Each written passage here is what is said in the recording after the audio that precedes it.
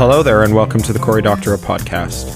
It's been quite a busy week or so since the last time I spoke. I basically collapsed for the weekend and didn't get any work done. So, of course, here it is Monday, and I'm still sitting at my desk at 7:11 p.m., having just had a very nice Vietnamese takeout, but still working. And nowhere near ready to go home, unfortunately. You may hear that I've got a new sound setup. This is the continuing evolution of the new sound setup. I've got an analog mixer board, I've got a very good analog mic, and just as of now, I've unplugged everything in the room except for the analog mixer board and mic. The laptop's running on battery. There's nothing electrical to interfere with it. The phone is switched off. We are in as electrically isolated a zone as you can manage in my fairly industrial building in East London, which isn't all that isolated, it must be said. You may, in fact, hear some electrical interference from the trains or the sewing machines next door or something else. Anyway, what news for you? Well, there are a couple of good books that I've just read and written up reviews of.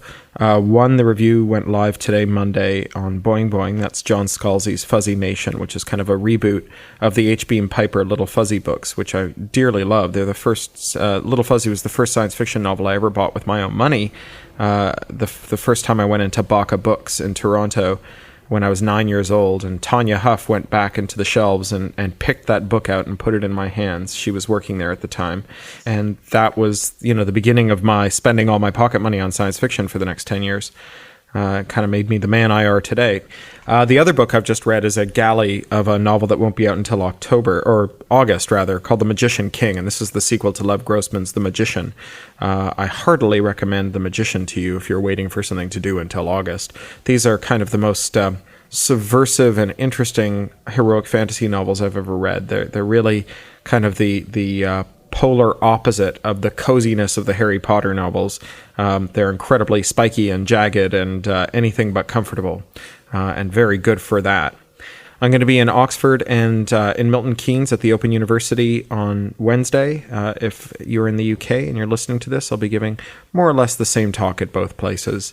I'm also working very hard with Charlie Stross on Rapture of the Nerds, our collaborative novel. We're writing the third installment of our Hugh novellas, the first one being Jury Service and the second one being Appeals Court and this one being Parole Board. And it's going really fun. It's going really well. It reminds me actually of the first thing we wrote together, Jury Service, in the degree to which it's quite madcap and hilarious and filled with one-upmanship of who can be weirder and funnier.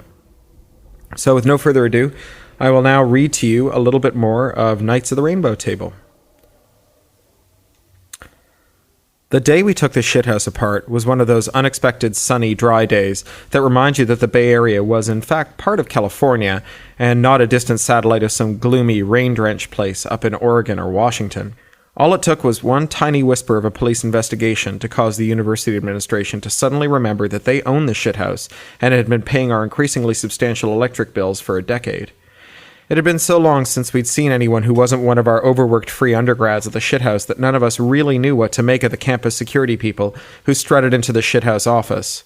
Lady Tracy was napping on the couch, and I was playing a German board game with Sir Tristan, and we all roused ourselves and looked up when the door opened and admitted 5 boxy guys in boxy coats with boxy utility belts and boxy walkie-talkies. My first thought was, it's been years since we cracked the password on those walkie-talkies. Why haven't we been listening in on them? Actually, that was like my third thought. My first thought was, who are those guys? And my second thought was, oh crap, we are so hosed. Can I help you, gentlemen? You're going to have to leave, said one, an older guy who seemed to be in charge. He had a close-cropped horseshoe fringe of gray hair, and his campus security jacket was threadbare and shiny at the elbows, but he had a personal presence that asserted itself and made it clear to all of us that he was the boss and expected to be obeyed. I guess he'd been at it for a while. Is there something on fire or something? Tristan said. The old guy cocked his head at Tristan, seemed to get the measure of him straight off. I guess he'd been working campus security long enough to recognize Tristan's species of spacey otherworldliness as genuine. No, son, he said with near gentleness. You are no longer allowed to use this facility. We're shutting it down. You can't do that, said Tracy. Ma'am, the old guy said. His badge said N. Stroob. Ma'am, I've been asked by the dean's office to close this place down and remove every person I find from its premises. I've been asked to remove you, in other words. But I haven't been asked to take you into custody or even take down your name. That's a curious thing, isn't it? Almost like they don't want to have to admit that they knew what was going on in this place. Are you taking my meaning? Tracy nodded. Perfectly, she said. Perfectly, as in perfectly composed, which she was and I wasn't. But I don't think you understand mine. If you shut down the cooling system before you shut down those computers, the temperature in this building is going to hit 160 degrees Fahrenheit in about 5 minutes flat.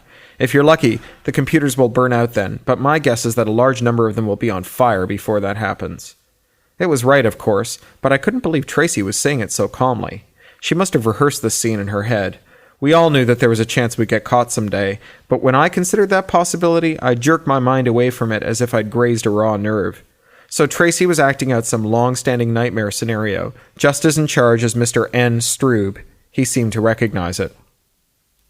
That's a very interesting fact, young woman, he said. It wouldn't happen to be one of those very convenient facts that you happen to have on hand for a situation like this, would it? Tracy cocked her head. Sir, I'm not nearly that cunning. She was, in fact, lots more cunning. But hey, these computers started out as trash. They're probably headed back into the trash after this, so I guess there's no reason not to incinerate them. But it seems unnecessarily messy, if you take my meaning. I don't suppose you have an alternative.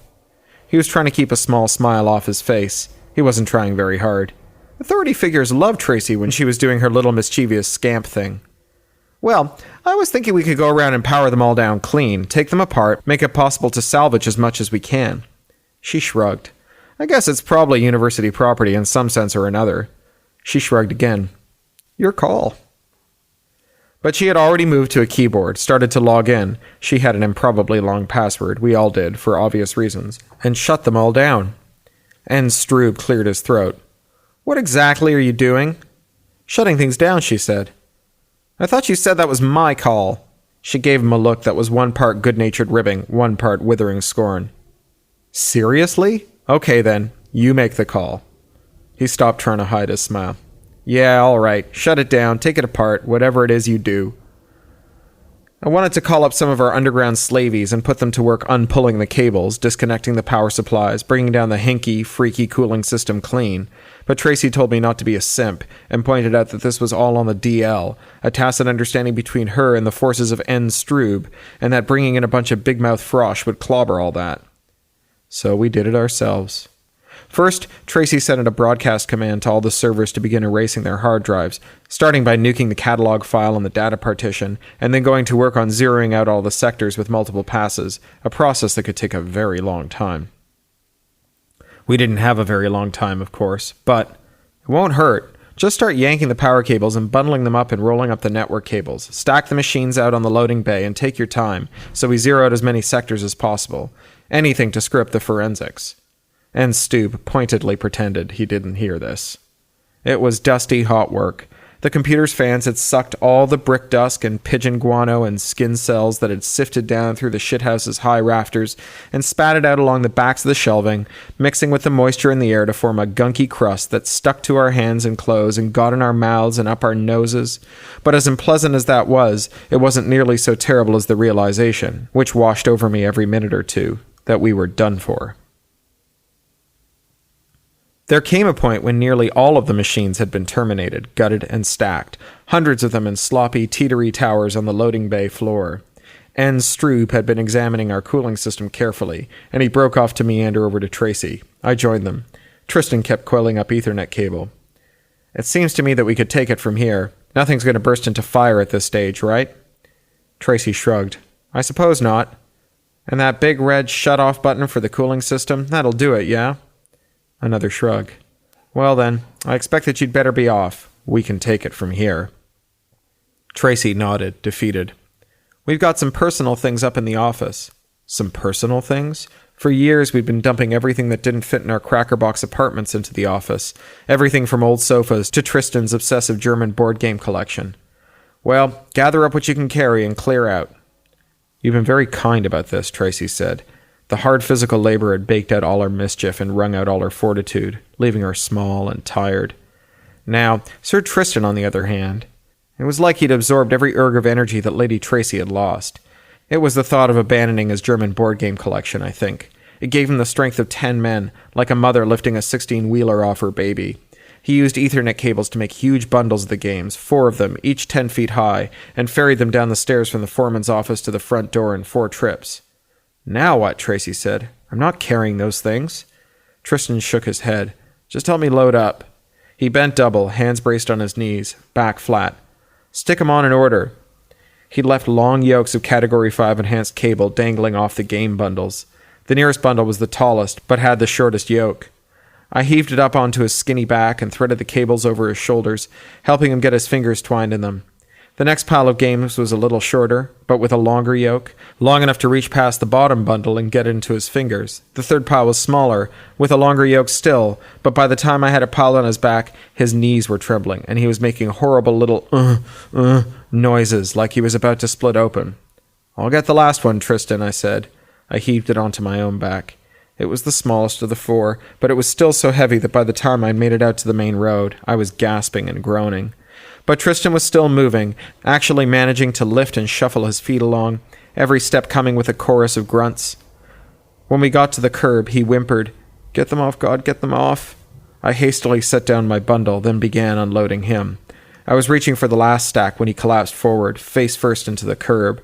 I shoved the games off him and rolled him over. His face was streaming with blood from his nose and chin, which was split and filthy with gravel. He bucked and began to throw up, the vomit streaming down his cheeks and up his nose. Knights don't surrender to squeam. I rolled him back over, helped him to his knees, pulled up his t-shirt and used it to wipe his face clear. He stank. I stank. We'd been moving computers all day, disturbing all that dust. I didn't even like Tristan very much at this stage, but we were both knights of the rainbow table. "How will we get all these home?" was the first intelligible thing he said. "You're welcome," I said. "I can't leave them here," he said. Tracy caught up with us then. She'd been talking with N. Stube, squaring something away. "Thanks, guys. You managed to make the shittiest day of my life even shittier." Lady Tracy wasn't big on the chivalric code. "Can I borrow your car?" I said. She was the only one of us with a car. In the Berkeley student circles we ran in, owning a car was only slightly less reprehensible than eating veal. "Not if you're going to get fluids in it," she said. Tristan looked up from his labors, tears and bile dripping off his sunken, stubbly cheeks. "I can walk," he said. "Just take the games." He did walk. Turned out later that he'd partially herniated a disc, broken 2 ribs, and torn up his intercostal muscles pretty badly. We saved all the games. They're still in my living room. I haven't seen my sofa in 6 months. Okay, that's it for this week. See you next week. You've been listening to the Cory Doctorow Podcast, licensed under Creative Commons Attribution, Non-Commercial, Share-alike US 3.0, or as Woody Guthrie put it in another context, this song is copyrighted in the US under seal of copyright 154085 for a period of 28 years, and anyone caught singing it without our permission will be a mighty good friend of ourn, because we don't give a darn. Publish it, write it, sing it, swing to it, yodel it, we wrote it, that's all we wanted to do. Many thanks to John Taylor Williams for mastering. That's Ryneck Studio, WRYNECK Studio @gmail.com. John Taylor Williams is a full-time self-employed audio engineer, producer, composer, and sound designer. In his free time, he makes beer, jewelry, odd musical instruments, and furniture. He likes to meditate, to read, and to cook. Talk to you next week.